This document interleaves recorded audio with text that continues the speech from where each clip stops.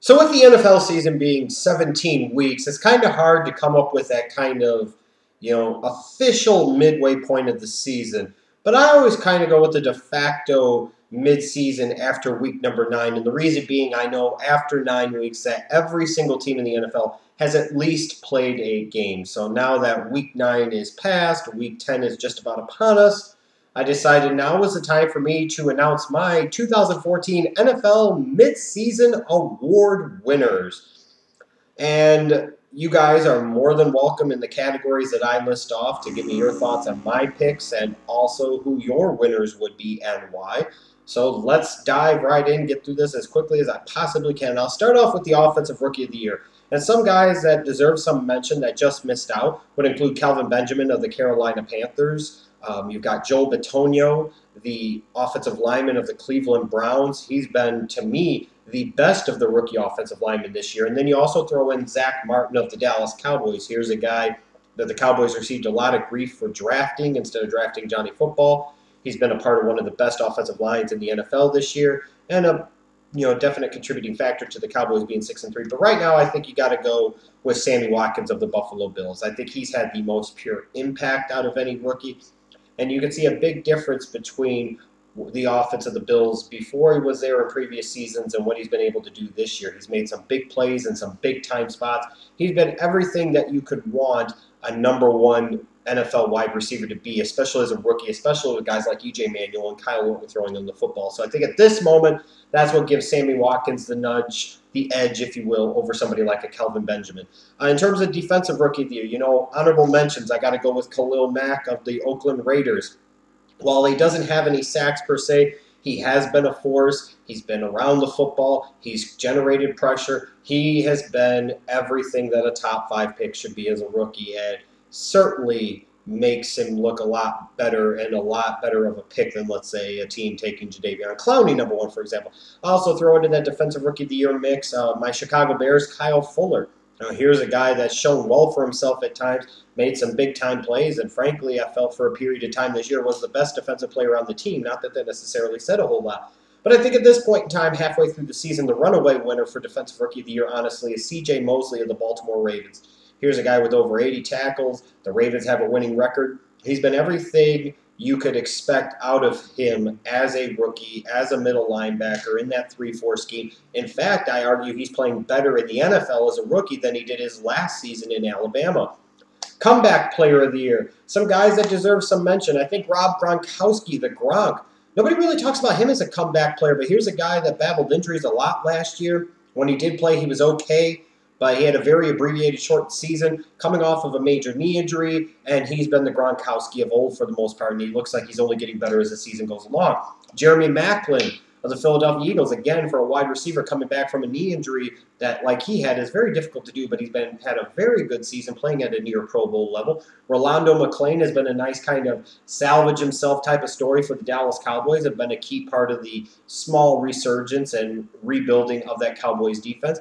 One player that also, when you talk about comeback players, that doesn't get nearly enough attention is Chris Harris of the Denver Broncos. This guy has played at a very high level all season long, and this is a guy that's coming off of a major knee injury that occurred late in the playoffs in the AFC Championship game.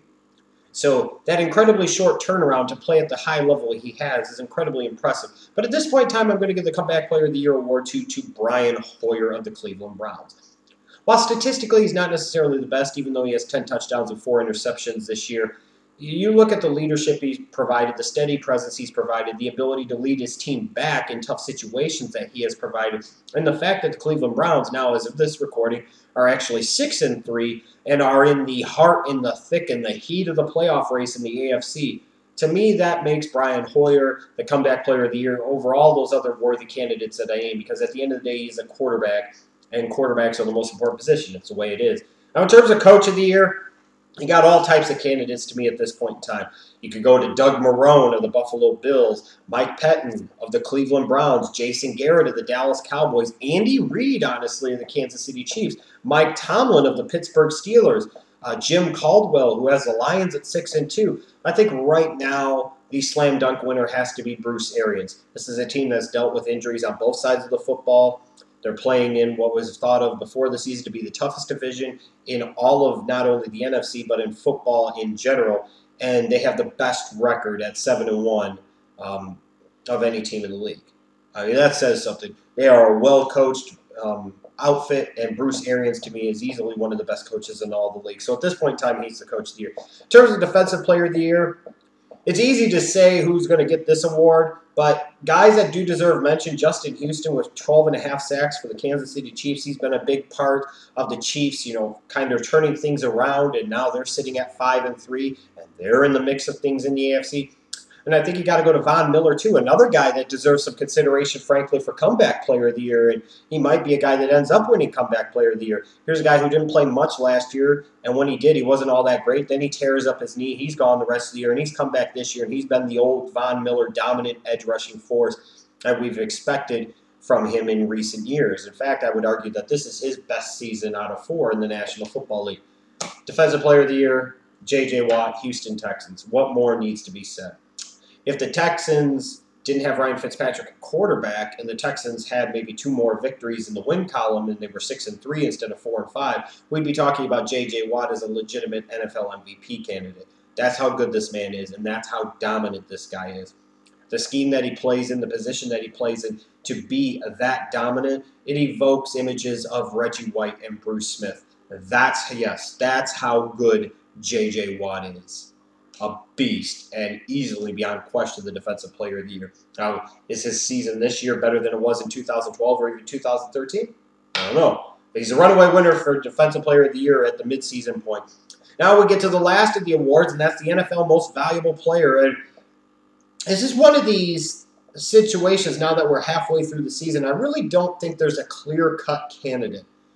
Certain people are going to point to Peyton Manning because they're always programmed to point to Peyton Manning.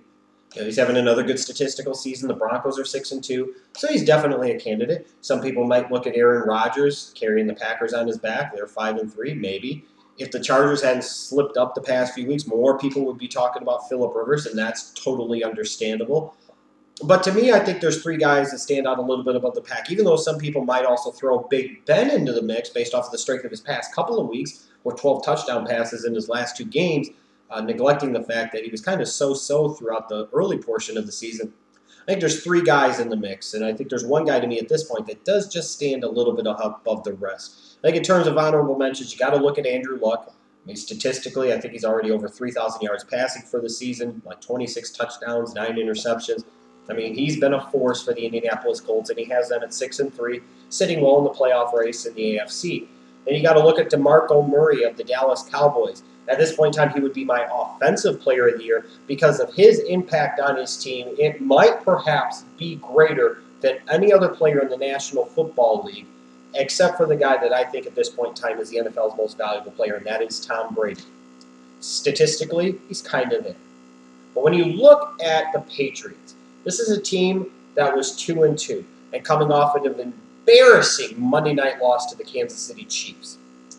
Then here comes Week 5, the Bengals game. Tom Brady early on put his stamp on that game, imposed his will, and the Patriots haven't looked back since. They've been rolling. They've won 5 in a row. They're coming off of an impressive, dominant victory over the Denver Broncos where Tom Brady looked far superior to Peyton Manning in several different ways. When you look at Tom Brady, you always sit there, and this to me is one of the stories of his career. What happens if he had this guy or that guy? Or what if he had the weapons that this guy did or that guy did? But the New England Patriots sit there right now at 7-2. They have the tiebreakers, so if the season ended today, they would have home field advantage throughout the AFC playoffs. You look at Tom Brady, it's not just about stats. It's about leadership and impact and value to team. And I think when you look at what the Patriots have done over their past 5 games in particular, you could see the impact, the value, and the significance of a Tom Brady, and that's why I think at this moment he would be my choice to be the NFL's most valuable player at the midseason point of 2014. So again, let me know what you think of my picks. Let me know who you would name to these different awards. Let me know all down below.